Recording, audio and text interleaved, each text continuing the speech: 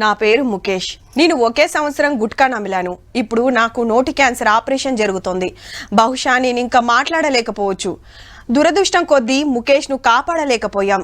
అతడి వయసు 24 ఏండ్లే అని టాకీస్లా సినిమాకు ముంగట ఒకటి చూపిస్తారు. అది చూసన్న గుట్కా తెరువు బోరు గుటుక్కుమన్నారని ఆపోచిన. 4 వద్దులైతే నలుగురికి మంచి చెప్పే గిసంటి వీడియోలు శితం చూడబోతున్నాం అబ్బా.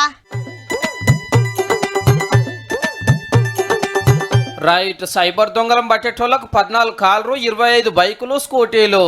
డ్రగ్స్ దందాన్ని పొందబెట్టేటోళ్లకు 27 కార్లు, 59 బైకులు, స్కూటీలు. మొత్తం 125 బండ్లు ఇప్పించిండు.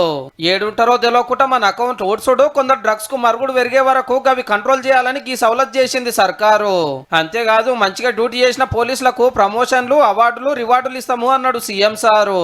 డ్రగ్స్ డేంజర్ మీద చిరంజీవి సార్ ఒక వీడియో తీసి పంపినందుకు శనార్థి చెప్పి గసొంటి పనులు అందరు చేయాలని కోరిండు.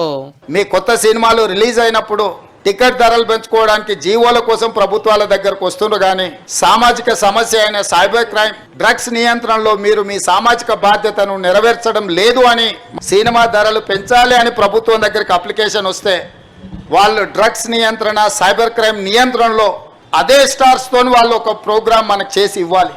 అట్లనే టాకీస్ లో ఉన్న కూడా కండిషన్ పెట్టిండు.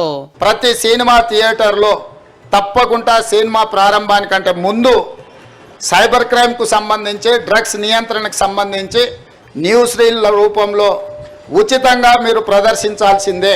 ఫ్రెండ్లీ పోలీసింగ్ మీద పోలీసులకు కూడా ముచ్చట చెప్పిండు ఆకర్లా. బాధితులతో మాత్రమే ఫ్రెండ్లీ పోలీసింగ్ ఉండాలి.